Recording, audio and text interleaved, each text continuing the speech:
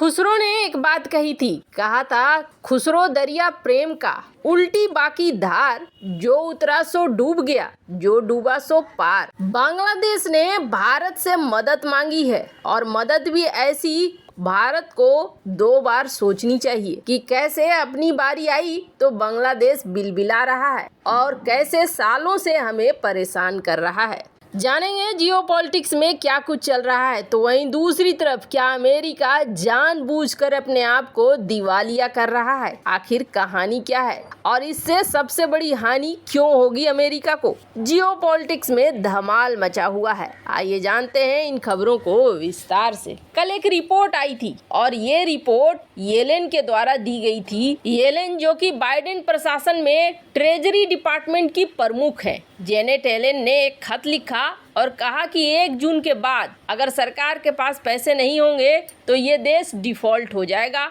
और इसके विनाशकारी परिणाम होंगे। वैसे आपको बता दें, एक बार को सुनकर लगेगा अमेरिका इतना बड़ा देश और अमेरिका क्या डिफॉल्ट हो जाएगा? अमेरिका क्या श्रीलंका और पाकिस्तान है? तो इस मामले में कुछ चीजें और निकलकर सामने आई है और ये चीजें बता रही हैं कि अमेरिका जानबूझकर डिफॉल्ट होगा और इस डिफॉल्ट का दुनिया भर में असर पड़ेगा। इसलिए असर पड़ेगा कि अगर अमेरिका डिफॉल्ट करता है तो सभी तरह के आउटस्टैंडिंग सीरीज ऑफ बॉन्ड्स पर इसका असर पड़ेगा। ग्लोबल मार्केट में जितने भी बॉन्ड्स जारी किए गए हैं अमेरिका के द्वारा, गवर्नमेंट टू गवर्नमेंट क्रेडिट दिए गए हैं, कमर्शियल बैंक हो गए, institutional lenders, denominated loan agreement, इन सब पर असर होगा। अमेरिका में निवेश करने से पहले 2 बार विदेशी ताकतें सोचेंगी। और आपको बता दें आखिर ये सब कुछ है क्या,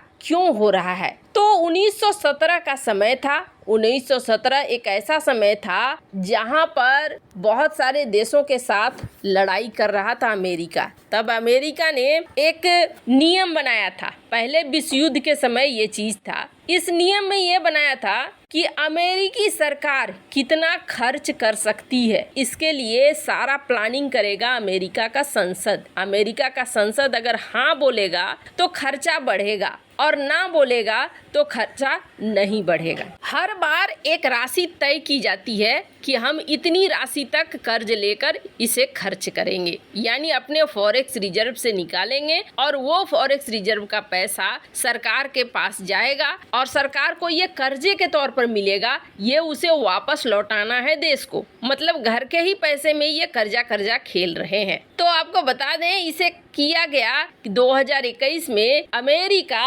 31.4 ट्रिलियन डॉलर तक खर्चा कर सकता है। अब बाइडेन ने ये खर्चा करते करते बहुत ज़्यादा खर्चा कर दिया है। अब जैसे ही बहुत ज़्यादा खर्चा हो गया है, अमेरिकी संसद में बात पहुंच गई है और अमेरिकी संसद ये कह रही है कि बाइडेन ने खर्च की सीमा को पार कर दिया है और इस वजह से बाइडेन को और कर्जा नहीं दिया जा सकता है। बाइडेन को अब बिल चुकाने के लिए व्यवस्था देखनी होगी या अपने देश को डिफॉल्ट घोषित करना पड़ेगा। ये सब उसके कांग्रेस के नियमों के अनुसार हो रहा है। अब आप सोचेंगे कि संसद को इसमें क्या है, संसद क्यों बदनामी मोल ले? अगर अमेरिका डिफॉल्ट करता है, भले ही पैसे उसके पास फॉरेक्स रिजर्व में पड़े हो, पर इसके बावजूद अगर डिफॉल्ट करता है तो S&P ग्लोबल इसकी रेटिंग को गिराएगा और इसकी रेटिंग अगर गिर गई तो फिर अमेरिका निवेश कैसे मांगेगा? दुनिया भर में इसकी साख भी गिरेगी। तो आपको बता दें यहाँ चल रहा है राजनीतिक सौदेबाजी। दरअसल संसद में समस्या ये है कि रिपब्लिकन को है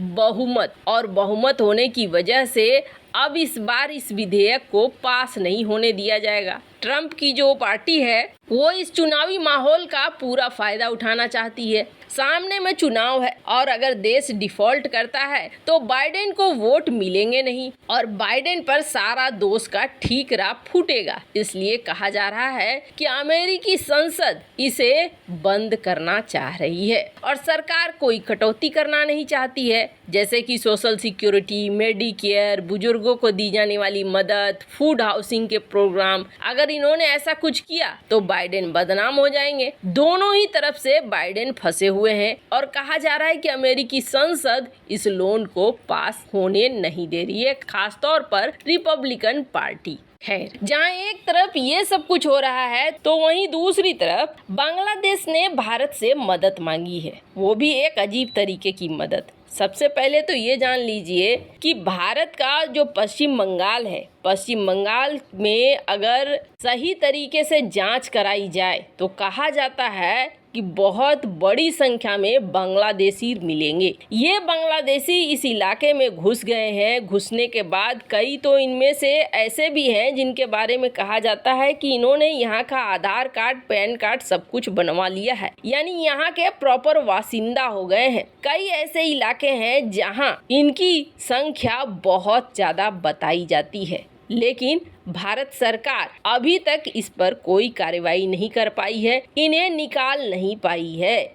कभी कभी तो ऐसी खबरें भी आती हैं कि ये बांग्लादेशी यहाँ पर इस तरीके से व्यवहार करते हैं जैसे लगता है कि ये जगह उनकी है और यहाँ के जो ओरिजिनल बासिंदे हैं वो वहाँ से भागते हैं। बहुत सारी चीजें यहाँ पर कही जाती है कि हो रही है, लेकिन सरकार इस मामले में कोई भी एक्शन नहीं ले पा रही है। आरोप तो यहाँ तक लगते हैं कि कई सरकारें राजनीतिक फायदा के लिए, जो खास तौर पर राज्य सरकारें हैं, वो इस चीज को बढ़ावा देती है कि अपना वोट बैंक बने। हम इस बारे में नहीं सोच रहे हैं और हम इस बारे में एक्शन नहीं ले पा रहे हैं, चाहे राजनीतिक कारण हो चाहे जो भी कारण हो। लेकिन बांग्लादेश के नए राष्ट्रपति बने हैं मोहम्मद शहाबुद्दीन। वैसे आपको बता दें, इनका एक बड़ा अच्छा बैकग्राउंड रहा है। इन्होंने बांग्लादेश मुक्ति संग्राम में हिस्सा लिया था और भारत में 1971 में इन्हें ट्रेनिंग दी गई थी। दोनों देशों में जिस तरीके के हालात थे, ये वो सारी चीज़ों से,